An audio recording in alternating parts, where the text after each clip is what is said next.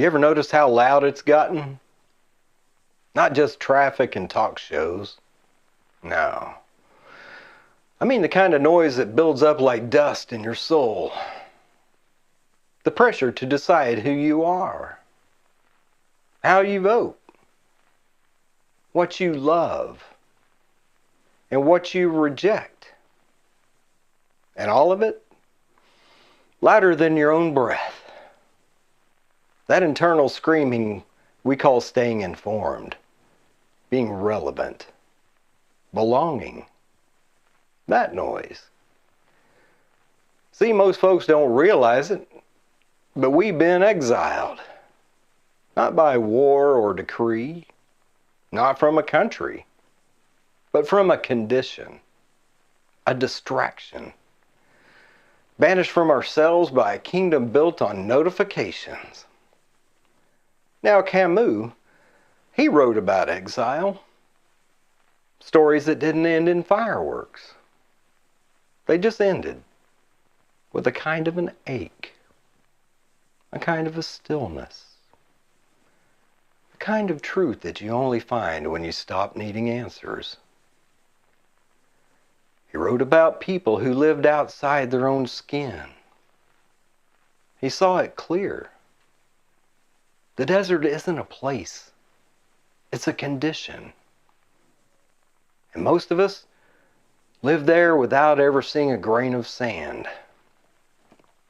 Like Daru in The Guest, a school teacher stranded between duty and freedom, between the law and the land. He's given a prisoner and told to choose. And in the end, Daru watches that man walk off to his own demise, a prisoner of the colonizers, left with nothing but this line. In this vast landscape he had loved so much, he was alone. Alone. Not as punishment, as reality, as the price of freedom. You see, the kingdom doesn't come with certainty. It comes with space. It comes with silence. It comes with the refusal to be told what to think, even when thinking hurts. Then there's the adulterous woman. Oh, Camus was sly with that one. A woman in a passionless marriage stares up at the stars in the desert and feels something she can't name. Something enormous. Something holy. She doesn't cheat in body. She cheats in soul. Her desire isn't for a man.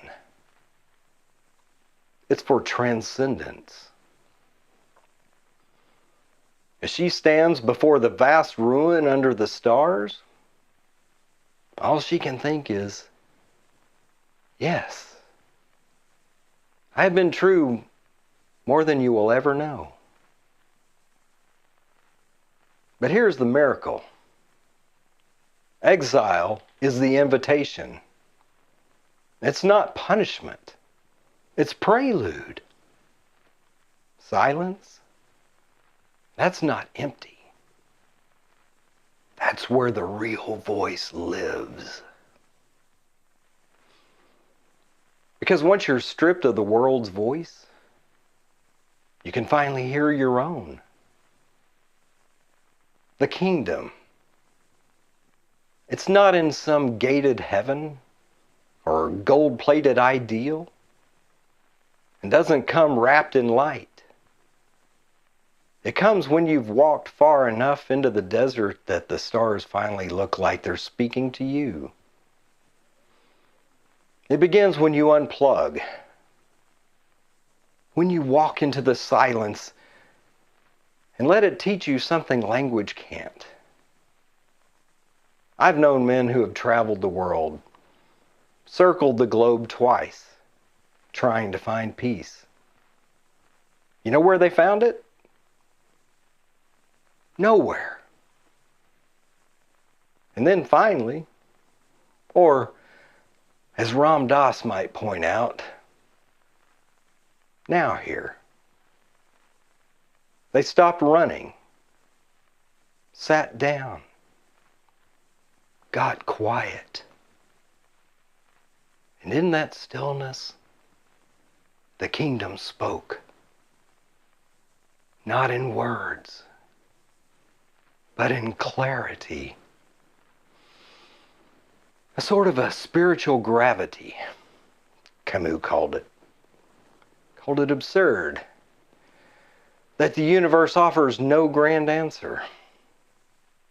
But what he missed is, maybe the answer is absence. Maybe the kingdom isn't something you find, but something you become. Once you've stopped needing to be found. Buddha had a tree. Christ had a desert. Camus had Algeria. You? You've got 5 minutes of uninterrupted quiet, if you're lucky. Guard it like it's holy, because it is. And you don't need a prophet to tell you how to listen. You just need to stop broadcasting. That's when the signal comes through. Not from me. Not from them. But from the place inside you that never learned to lie. You were born fluent in the truth. You just forgot the accent. So exile yourself. Willingly. Walk out of the noise like Abraham walked out of Ur. Like Moses turned from Egypt. Like every soul who ever found something sacred in the silence. And just like the Old Testament, Camus didn't give us saints. He gave us humans trying to live honestly in a universe that doesn't explain itself. And that's why I read him like scripture. And if you're listening to me now, if you're in that desert, walking, alone, asking why it all feels so distant, good. That means you're close. Because the kingdom doesn't arrive with trumpets. It arrives with stillness. And then maybe it whispers, you have been true more than you will ever know. Right here. Right now. But even now could be an illusion. This world you've been looking at for all these months ain't nothing but a set in an oh so familiar living room. Just like yours. A blue cloth on a black box with red lights. And you know, movie magic. But just because there's an illusion doesn't mean it's unreal. It's real. It's now. It is now.